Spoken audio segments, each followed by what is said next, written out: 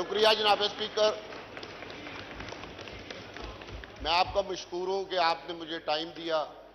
جناب اسپیکر، آپ جانتے ہیں، سارا ہاؤس جانتا ہے کہ ہم پی ٹی آئی کے ٹکٹ پہ منتخب ہو کے آئے تھے.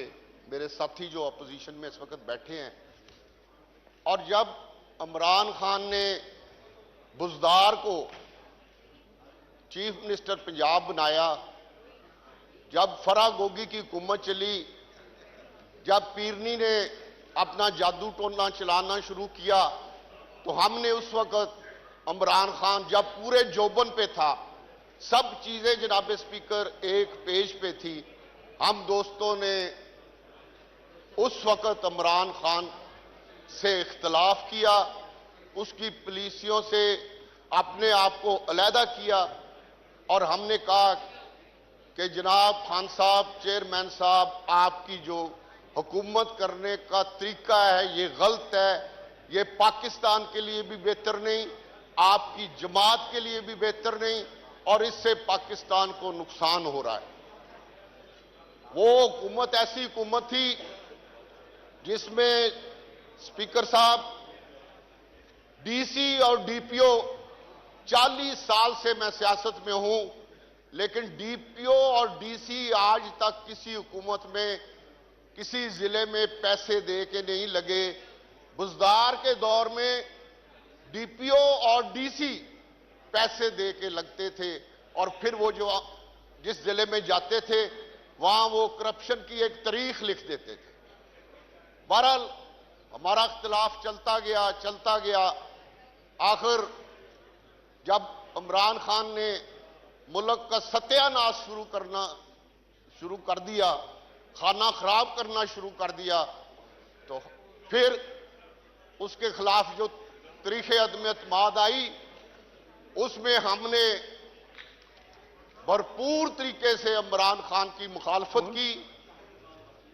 اور خواجہ صاحب میرے بڑے بھائی ہیں، لیکن یہ ذکر کرنا بھول گئے کہ اگر آج ملک ڈیفالٹ نہیں ہوا تو اس میں جناب اسپیکر ہماری جو یہ اپوزیشن ہے یا ہمارا خون بھی شامل ہے. کیونکہ اگر عمران خان آج وزیر اعظم ہوتا تو ملک ڈیفالٹ کر چکا ہوتا، اور شاید آج یہ جو اسمبلی کا آج آخری دن ہے یہ دیکھنا ہمیں نصیب نہ ہوتا.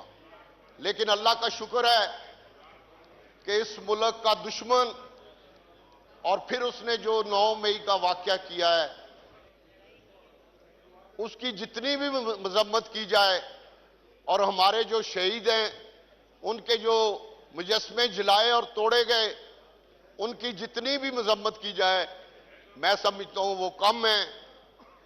اس کے بعد یہ جو موجودہ حکومت بنی، ہم نے ایک جو ہوتا ہے کہ ہر چیز میں مخالفت کی جائے، ہم نے اس حکومت کی جو جائز پالیسیاں تھی اس میں ان کا حمایت کی.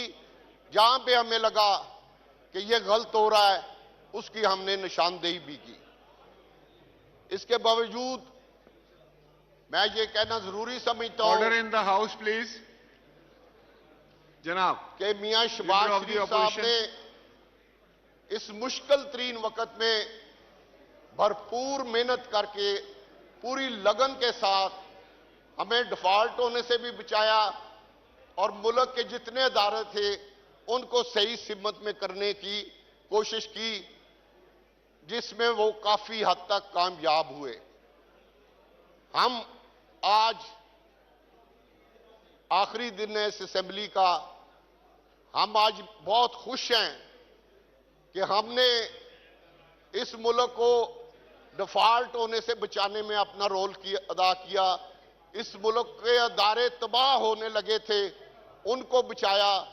اس ملک میں ایک چیز جو ہماری سوچ تھی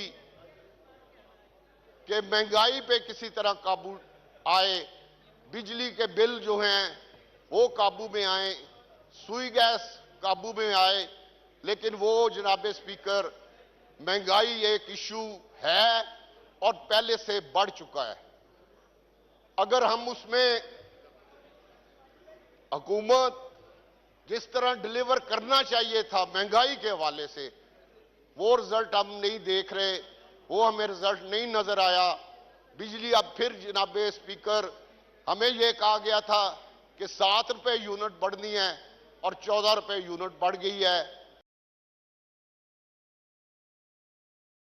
Do you want to make a great impression on your customers? Build your brand in every